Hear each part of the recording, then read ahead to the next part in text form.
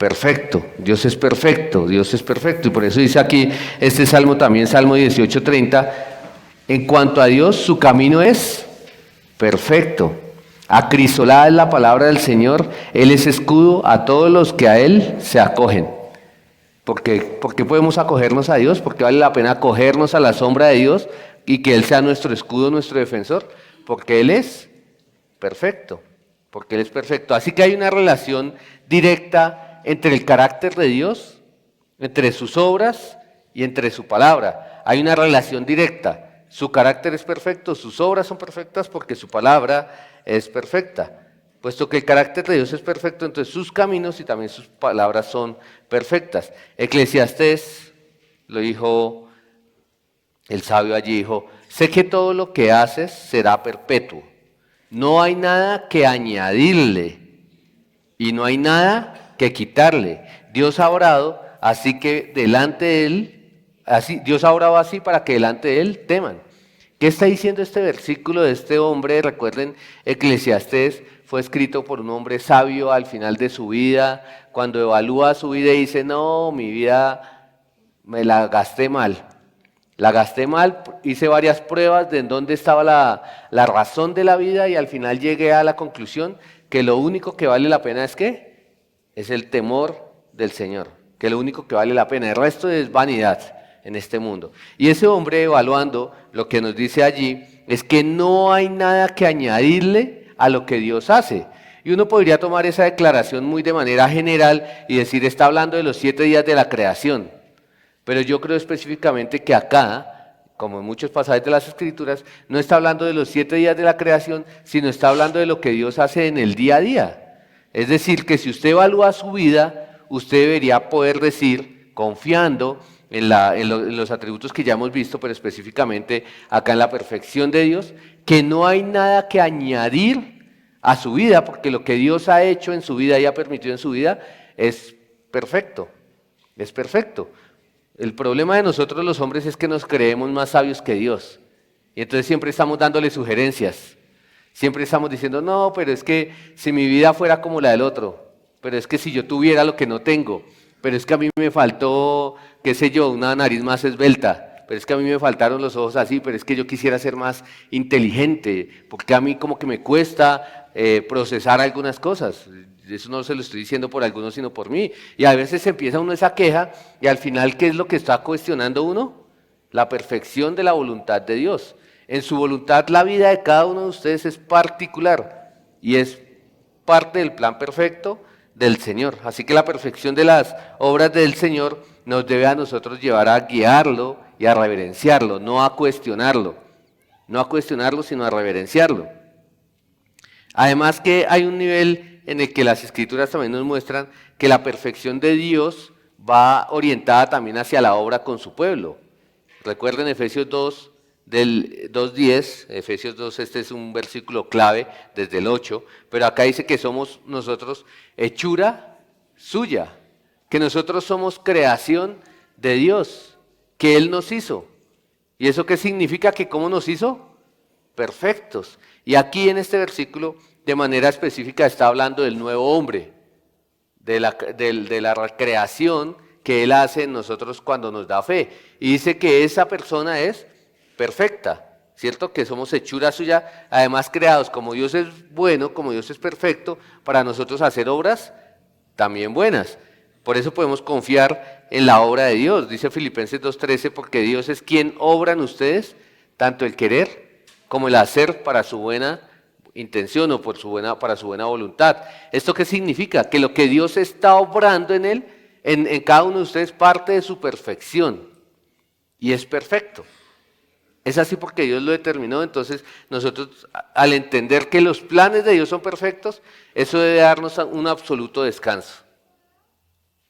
Es decir, si solamente valiera la pena hacer un ejercicio aquí, hasta lo que hemos aprendido, ustedes y yo deberíamos coger una libretica, una hojita y escribir un solo elemento de nuestra vida en el que nos estamos quejando, en el que decimos esto no es perfecto en mi vida. Y deberíamos coger y decir, no, Dios lo está permitiendo, Dios lo ha planeado así, por cuánto tiempo no sé, pero viene de un Dios que es perfecto.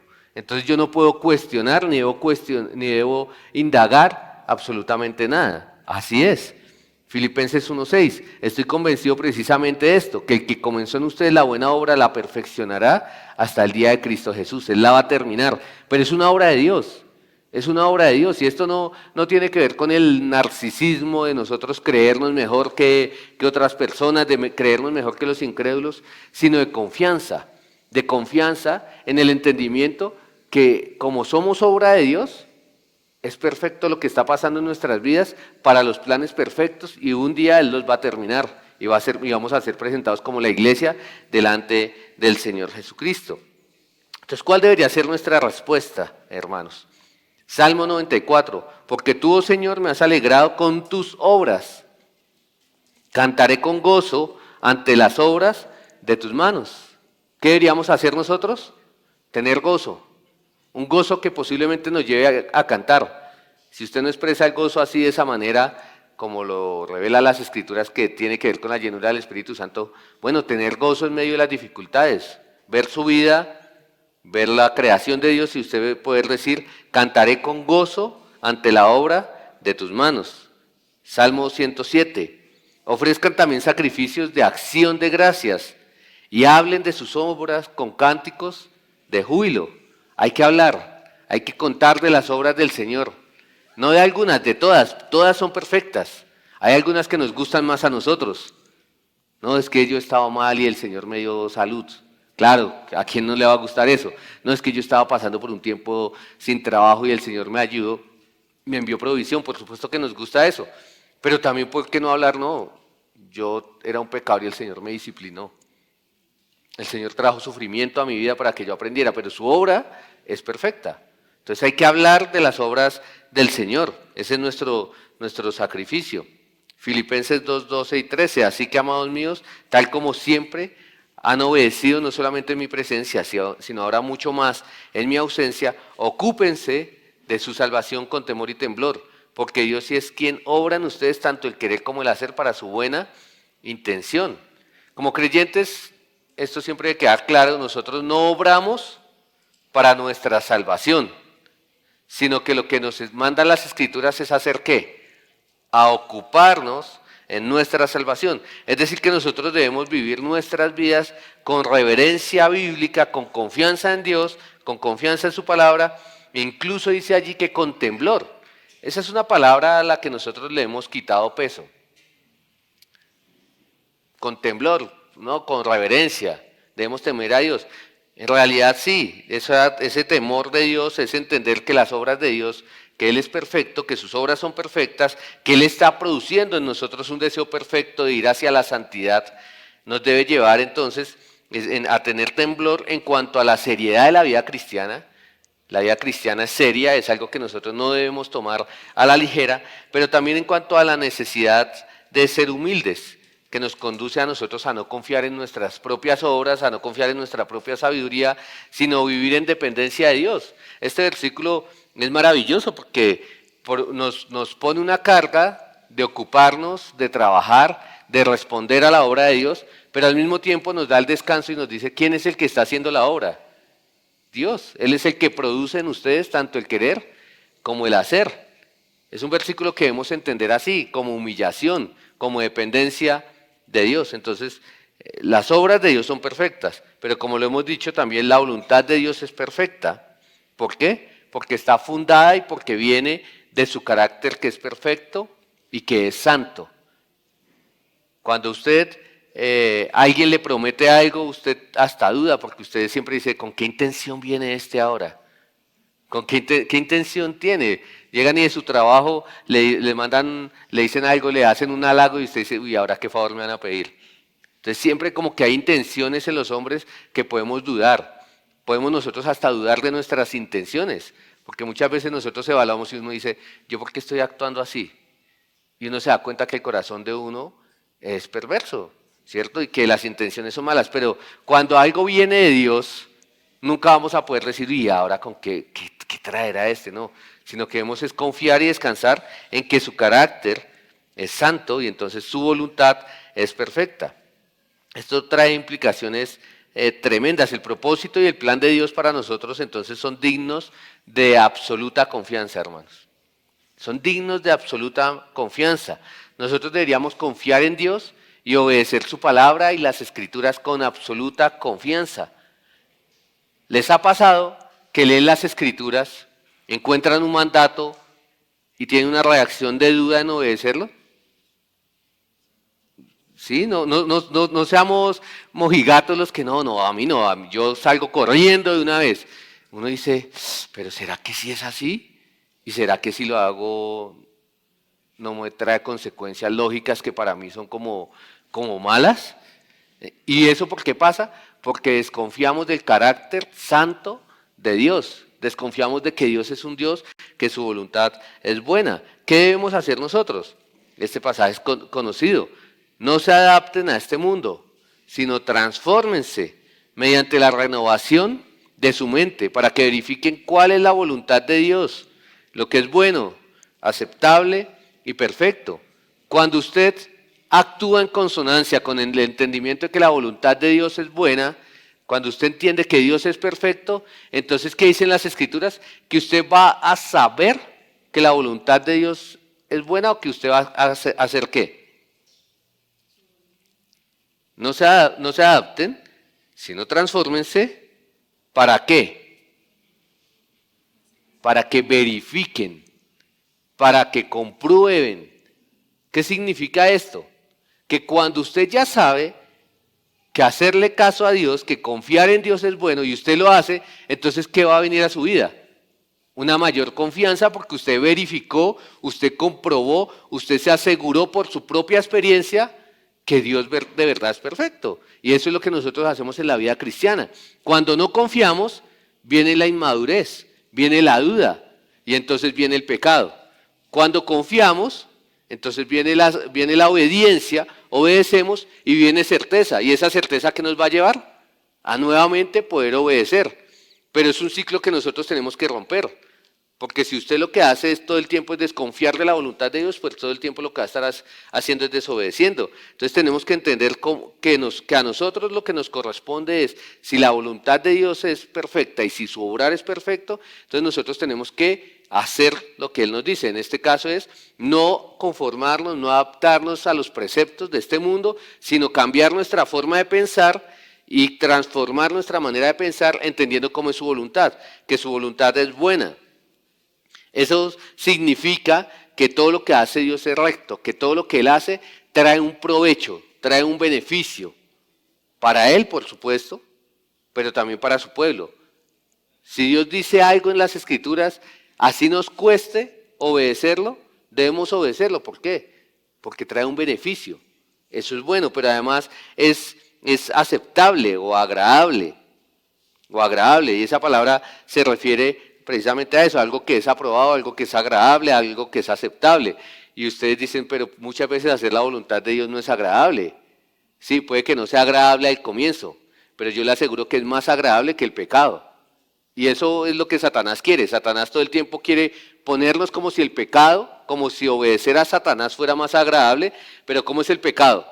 Dulce al comienzo, pero agrio y amargo al final. En cambio, la voluntad de Dios, ¿cómo es? La voluntad de Dios es agradable. Puede que al comienzo, por una deficiencia en nuestras papilas gustativas, no sea agradable. Pero con la experiencia, con la práctica, vamos a entender. Por eso decía el salmista, ¿cuánto amo tu ley? El salmista y los salmos están llenos que uno a veces dice, venga, ¿y cómo ese hombre escribe así con esa certeza que es agradable hacer la voluntad de Dios, que me deleito en hacer la voluntad de Dios? Bueno, eso es lo que produce un corazón transformado, un corazón que va yendo en madurez. Entonces, cuando a nosotros nos cuesta mucho hacer la voluntad de Dios, es una muestra de que hay inmadurez. Poco a poco nosotros vamos domando la carne como a un perro salvaje y entonces ya nos va haciendo caso. Pero requiere esfuerzo, por eso hay un mandato allí. Y finalmente dice que es perfecta. Y esa palabra se refiere a algo que es completo, algo que nuevamente, como les decía, no le falta nada. Entonces eso debe motivarnos a nosotros a vivir en obediencia a su voluntad. Debe animarnos a conocer a Dios, a desadaptarnos del mundo en que nosotros vivimos. La obediencia se vuelve legalista cuando no proviene de una relación con Dios, cuando no proviene de un conocimiento divino. Pero la obediencia es santa y es recibida por Dios cuando usted confía en Dios, cuando proviene de confianza en Dios. Cuando usted simplemente quiere ganar el favor de Dios porque no lo conoce, porque no sabe que lo que Él hace es perfecto y es bueno, pues eso es legalismo. Eso es legalismo. Usted trata de comprar, trata de ganar algo. Pero en la gracia, usted entiende que Dios está dando todo el tiempo y que sus planes son perfectos y entonces usted va a tener una obediencia transformada, con un corazón transformado que quiere obedecer al Señor porque usted sabe quién es Él. Porque usted sabe quién es Él. ¿Listo? ¿Cómo respondemos apropiadamente? ¿Cómo respondemos apropiadamente? Bueno, lo primero es que debería haber un deseo en nosotros de que se haga la voluntad de Dios. Esto es una frase que a veces es religiosa. ¿No? ¿Y usted qué es lo que quiere? No, yo quiero esto, quiero esto, quiero esto, quiero esto, quiero esto, quiero esto. Y si no, pues que se haga la voluntad de Dios. Entonces, como si la voluntad de Dios fuera menos buena que mis deseos. Y deberíamos comenzar nosotros, por el contrario, deberíamos comenzar con el orden inverso. No, yo lo que quiero es que se haga la voluntad de Dios, así no sea lo que yo estoy deseando. Pero nuestra misma forma de expresarme siempre es como del pobrecito diciendo que se haga la voluntad de Dios. No, que se haga la voluntad de Dios es lo mejor que puede pasar. Tanto así que la oración, cuando al Señor Jesucristo le preguntaron que cómo deberíamos orar, Él dijo, es que ustedes deben orar pidiendo que se haga la voluntad de Dios. Esa debería ser parte de nuestras oraciones, pero casi siempre nuestras oraciones son que se haga nuestra voluntad. Y es cierto, podemos ser específicos, no tiene nada de malo ser específicos, pero el problema es nuestro corazón. ¿Dónde está nuestro corazón? Señor, que se haga tu voluntad. Ese es mi deseo, que se haga tu voluntad, así eso me traiga dolor en este momento. Así eso me traiga consecuencias negativas en este momento. Ahora sí, Salmo 40, me deleito en hacer tu voluntad, Dios mío. Tu ley está dentro de mi corazón. Debería haber un deleite en nuestro corazón, un deleite, un agrado por hacer la voluntad del Señor. Pero nuevamente les digo, eso proviene ¿de dónde? De conocer a Dios. Si no lo conocemos, no va a haber ningún deleite en hacer la voluntad de Dios. Efesios 6:6. Que debemos hacer las cosas no para ser vistos como los que quieren agradar a los hombres, sino como siervos de Cristo, haciendo de corazón la voluntad de Dios. Entonces, ¿acá de qué estamos hablando ahora? ¿De que sea de qué? De corazón. Porque Dios, al Señor no le agrada que usted simplemente diga, no, pues yo me voy a presentar como un sacrificio vivo. Eso significa que yo lo hago aunque no quiera. Es decir, que yo obedezco. Ya, yo voy a obedecer. Refunfuñando como cuando los hijos de uno, que uno le dice, Isabel, apaga el televisor. No, papi. Isabel, apaga el televisor. Está bien, ya lo hago. Y se va y apaga. ¿Eso es agradable a un padre?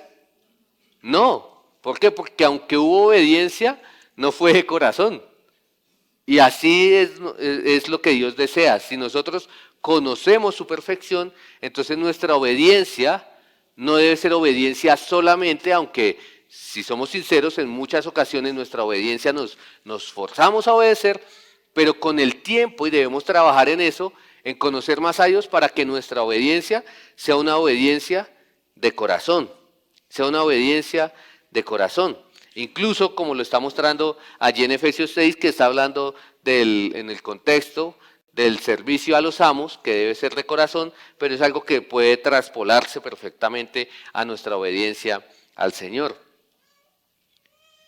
El Señor Jesucristo fue un perfecto ejemplo en esto, en hacer la voluntad del Padre, pero hacerla no a regañadientes, sino hacerla de corazón. Dice allí, pero Él les dijo, yo tengo para comer una comida que ustedes no saben. ¿Y eso qué significa ahí de entrada? ¿La comida para qué come uno? Bueno, en un sentido para quitar el hambre, pero hay una parte de la gracia común que a mí, por lo menos durante la época de COVID, me alegró mucho, y es el gusto, es comer por gusto. Yo estuve con COVID y perdí el gusto como por 5 días, y yo decía, ¿qué es esto? Nada me sabe. Pero cuando volvió el sentido del gusto, yo, eso casi hago una fiesta. Porque me sabe la comida y yo ahora cada vez que como pienso en eso y digo, qué delicia es comer.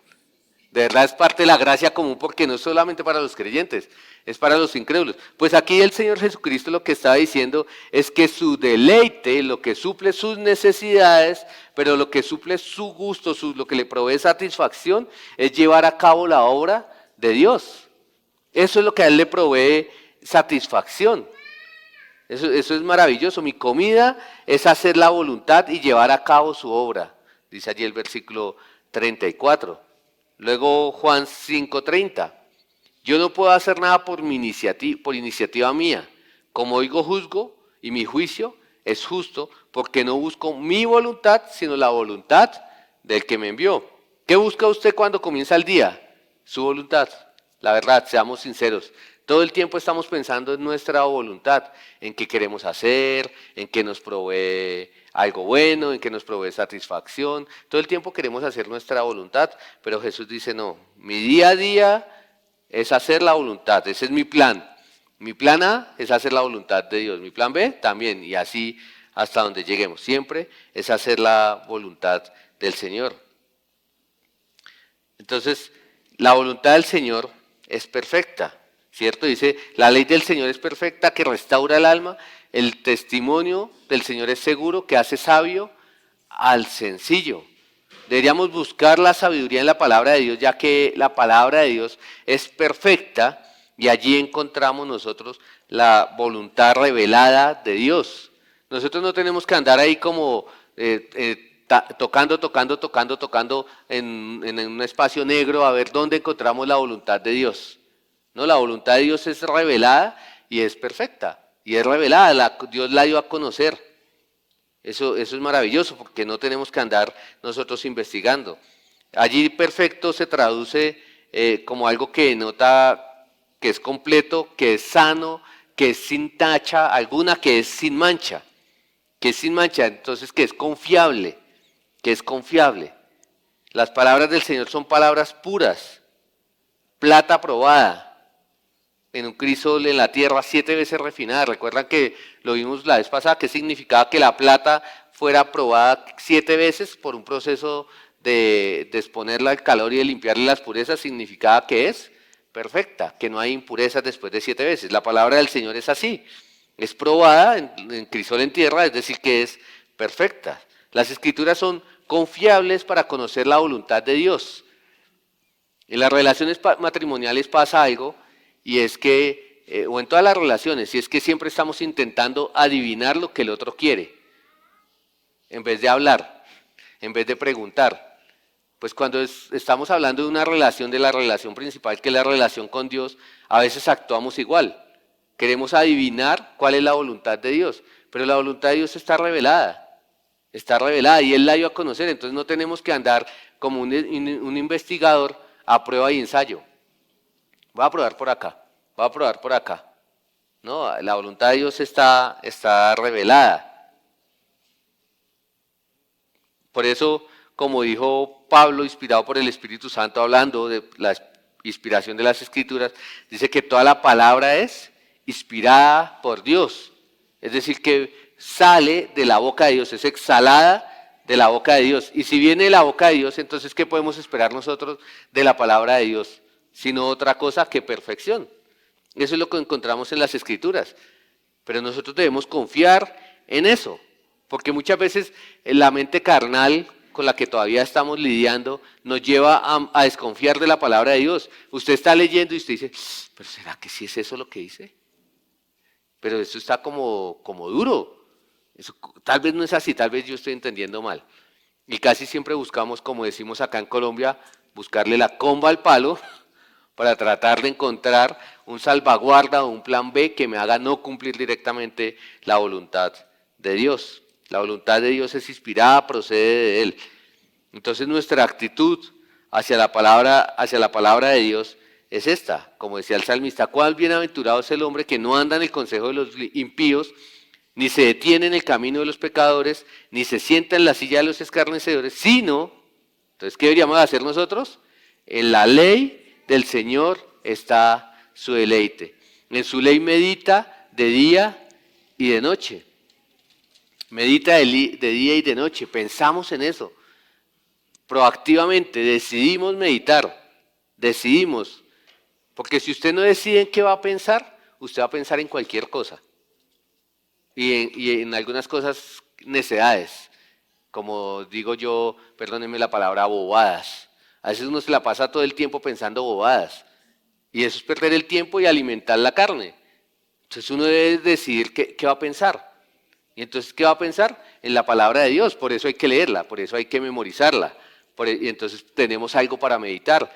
Entonces, cuando usted sale hoy, después del escuela, servicio, escuela y de este tiempo tan maravilloso que es la oportunidad de estar expuestos a la palabra de Dios de varias formas, ¿qué va a hacer en la tarde? Entonces ya usted, me desconecto. No, no podemos hacer eso. Al contrario, en la tarde es un buen tiempo para que usted pueda meditar en eso, para que ustedes en familia hablen, venga, ¿qué opinan de la predica del pastor? No hablen no, es que la ilustración no estuvo tan buena. No, es que yo creo que no eran 3 puntos sino 2, no, hablen de cómo lo que el Señor habló a través del pastor, ahora lo podemos aplicar a nuestras vidas. Es decir, no es como que salen de acá y cambian de canal.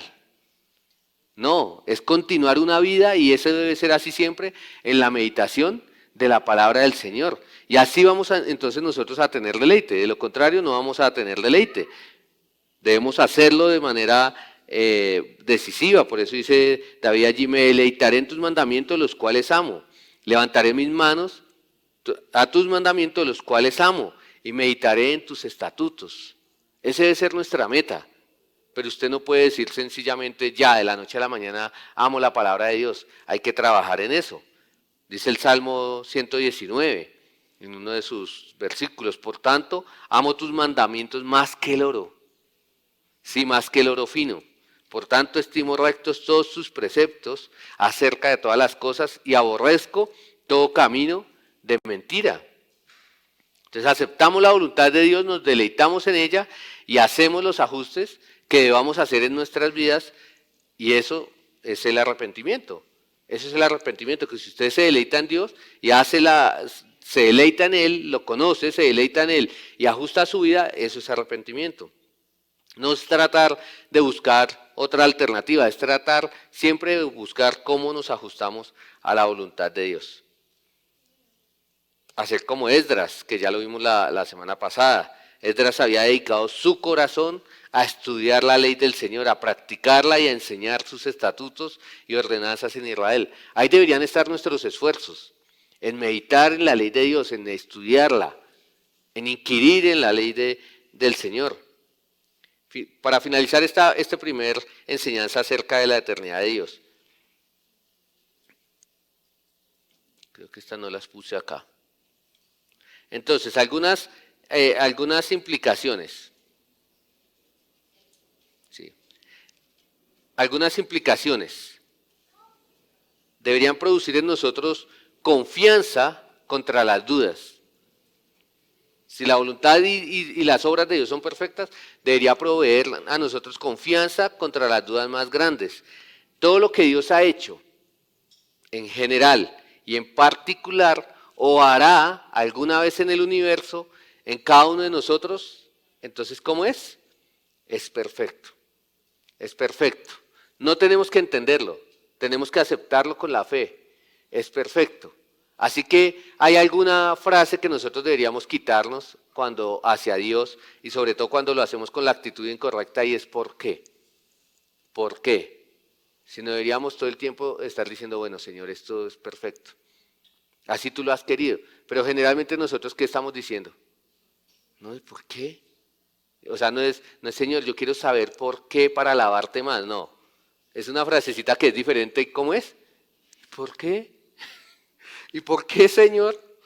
¿Cierto? Como volvemos a los hijos, que me perdonen mis hijos, pero siempre son la ilustración que se nos viene más a la mente, pero ellos, haz esto.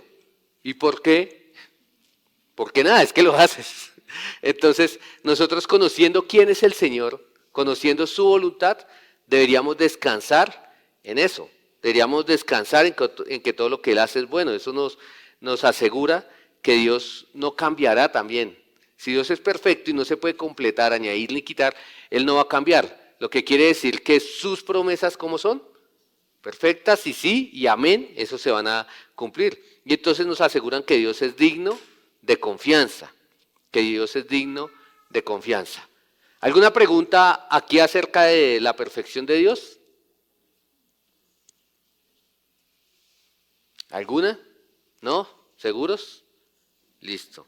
Ahora, la eternidad de Dios. ¿Esto qué significa? Significa que Dios no tiene comienzo ni final. Es decir, que no ha habido ningún momento en la historia en el que Dios no ha existido. No ha habido ningún momento en que la existencia de Dios ha cesado. Ni una pausa, ni un momento, ni un segundo. La eternidad de Dios no significa simplemente que Él siempre ha existido y existirá durante un número infinito de años, sino además señala que Él es sin tiempo, que Él es sin edad. Ha existido siempre, Él se mueve, podríamos decirlo así, en una dimensión ajena al tiempo. Solamente que se comunica y se relaciona por misericordia a nosotros en una forma que nosotros podamos entenderlo, que es en el tiempo. Porque si no, las cosas que no funcionan en el tiempo, nosotros no las entendemos. Eso rompe nuestra cabeza. Entonces, de hecho, cuando nosotros nos encontramos con un versículo como los que nos vamos a encontrar ahorita, que para Dios un día es como 1000 años, eso decimos, ¿cómo así? Pues sí, podemos decir que Dios es un eterno presente. Pasado, presente, futuro, Él todo lo ve en el mismo instante. Para Él todo en su experiencia es un eterno presente. No son cosas que están ocurriendo hoy, mañana y pasado mañana, sino que Él es ajeno al tiempo. Ninguna otra persona o cosa creada comparte ese atributo con Él. Nosotros somos o existimos un momento, pero Él es siempre. Él nos hizo, es decir, que para nosotros sí hay un punto cero. Nosotros, entonces, si Él nos hizo, entonces nosotros dependemos de Él para nuestra existencia. Pero Él no depende de nada, ni de nadie. Eso hace el hecho de la eternidad de Dios también tiene que ver con eso. Él permanece, Él era Dios, es Dios y será Dios para siempre. Y así lo muestran las Escrituras, lo muestran cuando, por ejemplo, el nombre de Dios, que ya hemos hablado de eso, de lo que significa el nombre de Dios, y el nombre de Dios simplemente es yo soy. Yo soy. Yo soy el que siempre he sido. Ese soy yo, el Dios de todas las generaciones. Yo soy. No hay que explicar más. ¿Quién es Javier Alvarado? Javier Alvarado desde 42 años que nació. Ese soy yo, ¿sí? Tengo una fecha de nacimiento. Pero Dios, ¿qué es? Yo soy. Eso fue lo que Él dijo a Moisés. La idea que transmite esa declaración es que la existencia es un atributo de la naturaleza misma de Dios. A diferencia del hombre, no determina existir ni hace un esfuerzo para existir. Él simplemente es. Dios es. Isaías 40:28. ¿Acaso no lo sabes? ¿Es que no lo has oído? El Dios eterno. Ese era el nombre de Dios, el Dios eterno, que describe quién es Él. El Señor, el creador de los confines de la tierra, no se fatiga ni se cansa. Su entendimiento es inescrutable. Él es. Él es. Quien sea eterno, entonces permanecerá para siempre. Cuando se aplica a Dios esta palabra, no solamente entonces se refiere al futuro, sino que también no solamente al tiempo futuro, a la eternidad futura, sino también al pasado. Él siempre ha sido y siempre será. Miren otro verso, Daniel 7:9. Seguí mirando hasta que se establecieron tronos y el anciano de días se sentó. Su vestidura era blanca como la nieve y el cabello de su cabeza como lana púrpura, su trono llamas de fuego y sus ruedas fuego abrasador. Cuando se emplea con referencia a los hombres la palabra anciano, normalmente ¿qué denota? Vejez, debilidad de mente y de cuerpo. Pero cuando se usa con referencia a Dios, lo que denota es grandeza, lo que denota es esplendor, lo que demuestra esto es sabiduría y poder. Es decir, que aquí nos está hablando de un Dios que existía desde antes de la fundación del mundo, que es un Dios que es esplendoroso, un Dios que es sin igual y que va a seguir existiendo inclusive cuando el mundo haya cesado, cuando las cosas hayan cambiado. El Señor Jesucristo, quien es la segunda persona de la Trinidad, como lo vimos la semana pasada, dijo, yo soy el alfa y la omega. Esas son sencillamente la primera y la última letra del alfabeto griego. Es como si en español dijera yo soy la A y la Z. Todo comienza en mí, todo termina en mí. Todo comienza en mí, todo termina en mí. Además del nombre de Dios, también las escrituras hacen varias declaraciones que nos muestran con claridad la eternidad de Dios. Dios es exaltado y no lo conocemos. El número de sus años es inescrutable y desconocido. Nadie lo va a poder conocer nunca. ¿Por qué? Porque no existe el número de sus años. Antes que los montes fueran engendrados y naciera la tierra y el mundo, desde la eternidad y hasta la eternidad, tú eres Dios. Porque 1000 años ante tus ojos son como el día de ayer que ya pasó, como una vigilia de la noche. Es obviamente una figura literaria allí, no está tratando de que nosotros podamos hacer una regla, bueno, si es una vigilia dura 6 horas, esos son 1000 años. No, lo que está diciendo es que como un espacio de tiempo corto para nosotros, eso es un espacio de tiempo gigante para Dios. Es decir, que no tiene comparación. Para Dios todo es, 1000 años pasan ya, si pudiéramos decirlo de esa manera. ¿Cierto? Tu trono, oh Dios, es eterno y para siempre, cetro de equidad, es el cetro de tu reino. Hay eternidad en Dios, ¿cierto? Y finalmente, el Salmo 145, 13, para los que toman nota, tu reino es reino por los siglos y tu dominio permanece por todas las generaciones. Entonces, Dios es además eterno, pero es rey siempre. Siempre ha sido el rey, el dominio de Dios ha sido eterno porque Él es el creador, Él es el dueño, el poseedor de todo. Es que me salté acá en mis notas algo.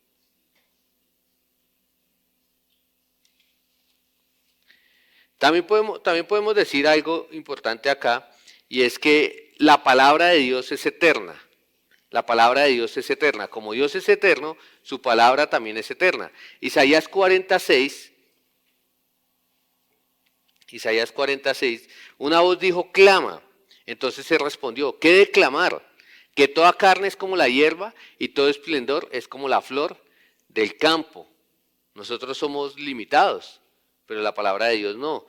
Y este es el versículo 1 de Pedro 1, 24 y 25, porque toda carne es como la hierba y toda su gloria como la flor de la hierba. Sécase la hierba, cáese la flor, pero la palabra de Dios, la palabra del Señor, ¿qué pasa? Permanece para siempre.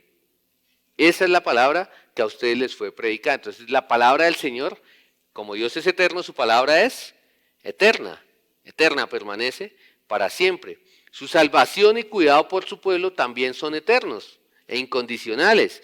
Dice Deuteronomio 23, 27, el eterno Dios es tu refugio, así lo entendía el pueblo de Israel. Y debajo están los brazos eternos. Él echó al enemigo delante de ti y dijo, destruye. El cuidado del Señor con su pueblo entonces es eterno, es permanente, es permanente. Salmo 48, 14, porque este es Dios, nuestro Dios para siempre. Él nos guiará hasta la muerte. En eso debemos nosotros poder descansar, que el Señor nos va a guiar hasta la muerte, porque Él es eterno. ¿Cierto? ¿Qué más implicaciones tenemos entonces? Su salvación es eterna, su salvación, su palabra permanece, su salvación es eterna. Dice Isaías 26, dice, al de firme propósito guardarás en perfecta paz porque en ti confía. Confía en el Señor para siempre, porque en Dios el Señor tenemos una roca eterna. ¿Eso qué significa? Una roca inamovible. Es decir, que a Él no hay nada que lo pueda mover, ni el tiempo, ni el tiempo. Cuando usted piensa, y cuando hablan los geólogos, en los tiempos, la formación de las rocas, y que tienen sus tiempos, sus años, no los miles de millones de años como ellos dicen, pero que toma años la formación, por ejemplo, los cauces de los ríos, lo que eso genera, pues lo que nos dice aquí las Escrituras es que Dios es inamovible, que Dios es inamovible, ¿cierto? También Isaías 26, entonces, que nos dice, estaba atrasado, lo tenía una antes, ¿no? Este fue el que les acabé de leer.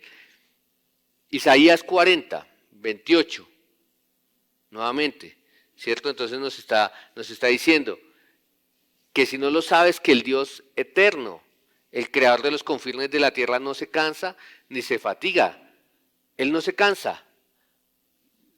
El Señor Jesucristo, cuando estuvo encarnado, y esto debemos aclararlo, fue 100% hombre, y por eso las escrituras nos muestran que Él se cansó verdaderamente. Pero Dios, la persona de Dios, más allá de la humanidad que Jesús adicionó a su deidad, no se cansa, no se cansa, no se cansa, no se fatiga. Nosotros necesitamos dormir, nosotros necesitamos descansar, pero Él no necesita ese tipo de descansos. Él no lo necesita, y gracias al Señor que Él no lo necesita, ¿cierto? Entonces, hay varias implicaciones. ¿Cómo deberíamos nosotros responder? Eso también es importante. ¿Cómo deberíamos responder nosotros a este entendimiento de la eternidad de Dios? Dice Primera de Crónicas 16:36, bendito sea el Señor Dios de Israel desde la eternidad hasta la eternidad. Entonces todo el pueblo dijo, amén y alabó.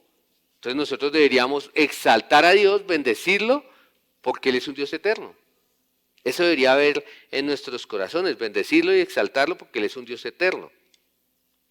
Dice además allí en Daniel también 3:34, pero el fin de los días, yo Nabucodonosor, alcé mis ojos al cielo y recobré mi razón, y bendije al Altísimo y alabé y glorifiqué al que vive para siempre, porque su dominio es su dominio eterno, y su reino permanece de generaciones en generaciones.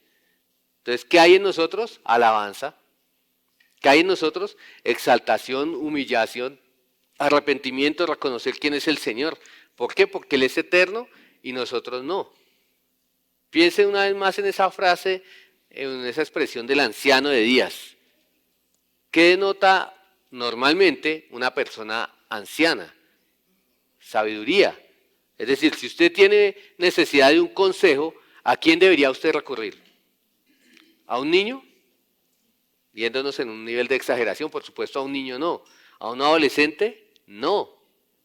¿A quién debería ir? A alguien que ha sido probado, a alguien que tenga más experiencia. Generalmente los ancianos tienen sabiduría, no todos, pero generalmente podríamos decirlo. Entonces cuando hablamos de la eternidad de Dios, ¿en qué deberíamos pensar nosotros? ¿A quién deberíamos pedir consejo? ¿En quién deberíamos poner nuestra confianza?